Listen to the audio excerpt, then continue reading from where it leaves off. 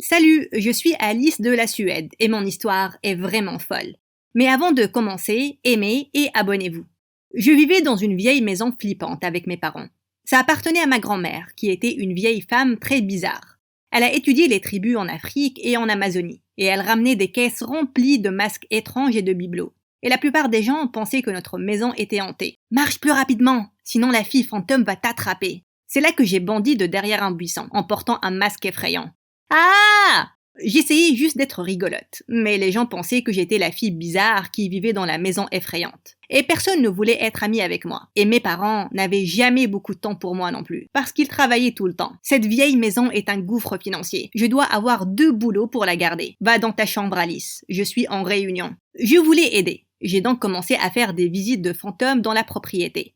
J'aimais inventer et raconter des histoires sur les trucs flippants que je voyais à la maison. J'ai même inventé un meurtre ou deux, et j'ai vendu les robes de maman tachées de ketchup, en tant que souvenir. J'ai fait un carton à Halloween, mais quand maman et papa l'ont découvert, ils étaient furieux. Qu'est-ce qui cloche chez toi, Alice? Pourquoi tu ne peux pas être gentille et bien élevée, comme les autres enfants? Ils ont pris tout mon argent et j'ai été réprimandée pendant un mois. J'étais très seule et je souhaitais avoir un frère ou une sœur avec qui jouer. Puis un jour, quand j'avais 12 ans, j'ai eu la plus grosse surprise de ma vie. Je suis allée chercher un truc à grignoter dans la cuisine quand j'ai trouvé un garçon maigre et pâle de mon âge. Qui es-tu? Et qu'est-ce que tu fais dans notre garde-manger? Je suis Damien, ton frère. Tes parents ne t'ont pas dit qu'ils m'ont adopté? Quoi? Mes parents avaient adopté un humain en entier et n'ont pas pris la peine de me le dire. Typique. Je ne te crois pas. Quelle preuve tu as? Il a agité quelques papiers officiels devant mon visage. Ça avait l'air vrai. Mes parents t'ont peut-être adopté, mais tu as quand même besoin de passer quelques tests si tu veux être mon frère. Vas-y. On s'est tenus sur nos têtes pour voir qui allait tenir le plus longtemps. On a mangé le piment le plus fort au déjeuner. On a attrapé les grenouilles les plus grosses et les plus gluantes. Et on les a tenues en équilibre sur nos têtes, tout en se tenant sur une seule jambe, sur la clôture. Damien s'en sortait dans tout ça. Félicitations. Tu es officiellement mon frère. J'étais au 7e ciel d'avoir enfin quelqu'un avec qui jouer. Mais mes parents devaient gâcher ça, aussi. Tu ne peux plus jouer avec Damien. Pourquoi pas? Vous ne l'avez pas adopté pour que j'aie de la compagnie? On a décidé que ce n'était pas une bonne idée. Tu ne peux pas jouer avec lui et c'est tout. Mais pourquoi? Parce qu'on l'a dit. Et on va l'envoyer loin. C'était tellement injuste. J'étais plus énervée que jamais. Et j'ai jeté le jouet avec lequel je jouais contre le mur. Mais soudain, j'ai eu le vertige. Et quelques instants après, je me suis évanouie. Quand j'ai ouvert les yeux, j'étais sur un lit d'hôpital, avec un médecin chauve et mes parents qui avaient l'air inquiets.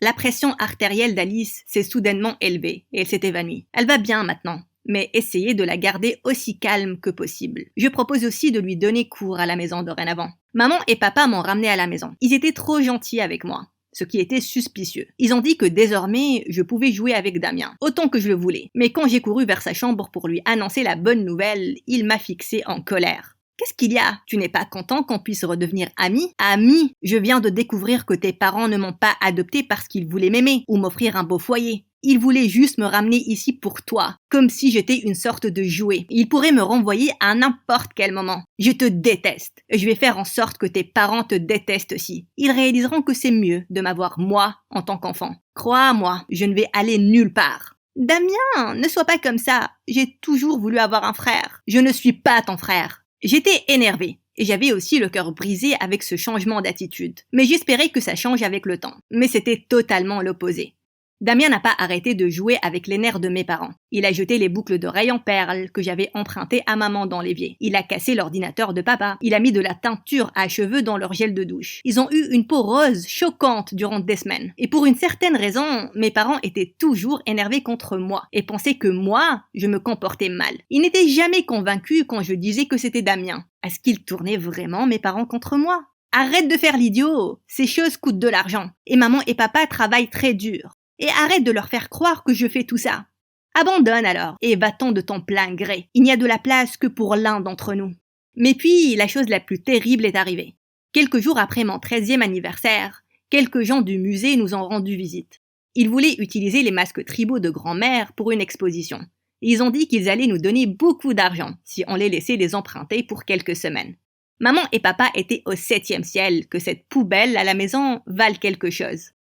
On peut acheter une nouvelle voiture et remplacer le vieil ordinateur d'Alice. On peut payer l'hypothèque et se libérer enfin des dettes. Ça pouvait vraiment améliorer nos vies. Mais quelques minutes avant que les gens du musée ne viennent récupérer les choses, j'ai entendu un gros fracas au sous-sol. J'y suis allée en courant pour voir tous les masques et les pots en argile, fracassés et cassés par terre. Et Damien se tenait au milieu avec un bâton. Oups, je suis tellement désolée. Je l'ai regardé seulement. Cette fois, il est allé trop loin. Je l'ai giflé très fort. Tu l'as fait exprès, idiot. C'est là que mes parents sont venus en courant. Ils ont regardé le massacre avec horreur. Et puis, ils m'ont regardé comme si j'étais la folle. Pourquoi vous me regardez comme si je l'avais fait? Il a tout gâché et vous le laissez quand même rester ici. Pourquoi vous ne l'envoyez pas loin d'ici? Tu veux envoyer ton frère loin d'ici? Ça t'énervait tellement avant. J'avais tort le concernant, ok? Il n'est pas mon frère. Il est fou et il est dangereux. Maman et papa ont échangé un long regard bizarre et puis ils ont acquiescé. D'accord, on va l'envoyer à un établissement spécial pour qu'il puisse aller mieux. Cette nuit-là, j'ai verrouillé ma porte et je pouvais entendre Damien crier et pleurer dans sa chambre. Le lendemain, il était parti.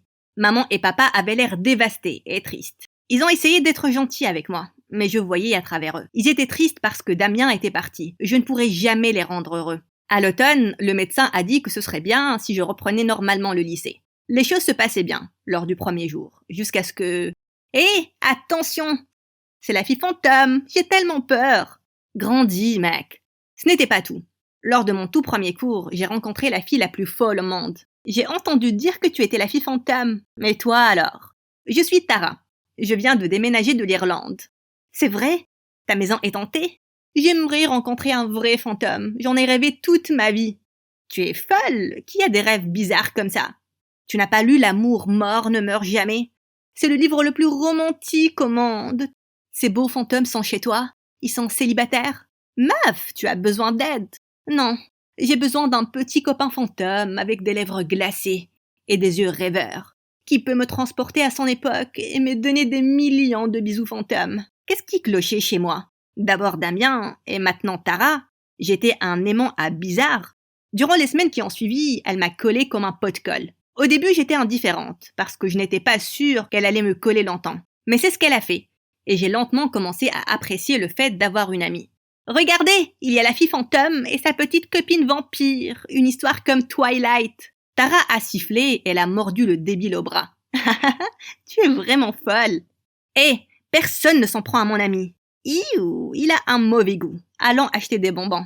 Et si je te faisais un sandwich chez moi? Tu es sérieuse? Tara est instantanément tombée amoureuse du lieu. Cet endroit est fantastique. Tu peux imaginer toutes les romances paranormales qui se sont passées ici. J'ai juste ri et je suis allée à la cuisine pour faire les sandwichs. Mais il y avait déjà quelqu'un là-bas. Damien, qu'est-ce que tu fais ici? Je suis de retour. Maman et papa ne te l'ont pas dit. Tu les aurais forcés à me laisser là-bas. Ça aurait été pour leur propre bien, après tout le bazar de la dernière fois. Quel genre d'établissement autorise les visites à domicile?